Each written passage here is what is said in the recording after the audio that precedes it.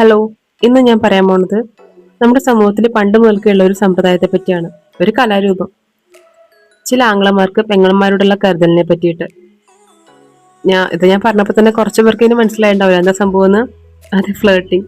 അത് നമുക്കൊരു തമാശ രൂപേണ ഒന്ന് പറഞ്ഞു നോക്കിയാലോ. ഇതൊക്കെ എല്ലായിടത്തും നടക്കുന്ന ഒരു കാര്യമാണ്. ഇതൊക്കെ എല്ലായിടത്തും ഉണ്ട്. എന്നാലും ഇതിനും പല പല വെറൈറ്റീസ് ഉണ്ടെന്നതാണ് ഇതിന്റെ ഏറ്റവും വലിയ രസം. പണ്ട് മുതൽക്ക് നമ്മുടെ നാട്ടിൽ ഉള്ള ഒരു കലാരൂപം കൂടെയാണിത്.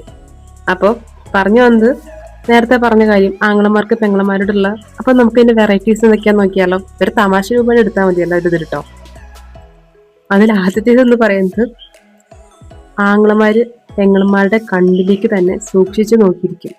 ഇക്കൂട്ടർക്ക് ഭയങ്കര ധൈര്യമായിരിക്കും. എന്ന് വെച്ചാ പെങ്ങന്മാര് വഴിതെറ്റാതെ നോക്കേണ്ടത് ഇവരുടെ വലിയൊരു കർത്തവ്യം കൂടിയാണല്ലോ. അതുകൊണ്ട് ഇനി വേറെ ചില കൂട്ടരുണ്ട്. The second one.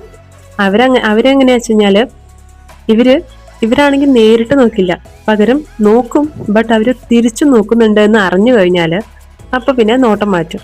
എതിർഭാഗത്തുള്ള ആൾക്ക് ഇറിറ്റേറ്റ് ആവാൻ പാടില്ല, അതാണ് കാര്യം. പിന്നെ ഈ ആംഗ്ല ആ പെങ്ങൾക്ക് ഫുൾ ഫ്രീഡം കൂടി കൊടുക്കുന്നുണ്ട് എന്നൊരു കാര്യം കൂടി ഉണ്ട് ഇവിടെ. അപ്പൊ ഒരുപാട് നോക്കി ബുദ്ധിമുട്ടിക്കാൻ പാടില്ലല്ലോ. അതുകൊണ്ട് എന്താ പെട്ടെന്ന് നോട്ടം മാറ്റും. ഇനി മൂന്നാമത്തെ ഒരു കൂട്ടരുണ്ട്. അവരാണ് ഏറ്റവും ഹൈലൈറ്റ് എന്ന് പറയുന്നത്. ഈ കൂട്ടരും പെങ്ങളുമാർക്ക് യാതൊരു വിധത്തിലുള്ള ബുദ്ധിമുട്ടും ഉണ്ടാക്കാതെയാണ് ഉള്ള നോട്ടാണ്. എന്ന് വെച്ചാൽ അതായത് ഇതിനവർ പ്രത്യേകം ശ്രദ്ധിക്കും അങ്ങനെ നോക്കാനായിട്ട്. അതായത് ഈ ആങ്ങളന്മാര് പെങ്ങന്മാരുടെ പുറകെ തന്നെ ഉണ്ടാവും, പക്ഷെ അത് അവരറിയില്ല. എന്തൊക്കെ തരം കഴിവുകളാണല്ലേ. ഇതിപ്പോ എനിക്കറിയാവുന്ന 3 കാര്യങ്ങളാണ് കേട്ടോ. ഇനി ഇതുപോലത്തെ എന്തെങ്കിലും ഉണ്ടെന്നുണ്ടെങ്കിൽ താഴെ കമന്റ് ബോക്സിൽ കമന്റ് ചെയ്തോ. ഇതിനി ആംഗ്ലമാർക്ക് മാത്രമല്ല കേട്ടോ, ചില പെങ്ങന്മാർക്കും ഇത് ബാധകം തന്നെയാണ്. അവര് ഒട്ടും ഇതിന് പുറകിലല്ല എന്ന് തെളിയിച്ചവരും ഉണ്ട്.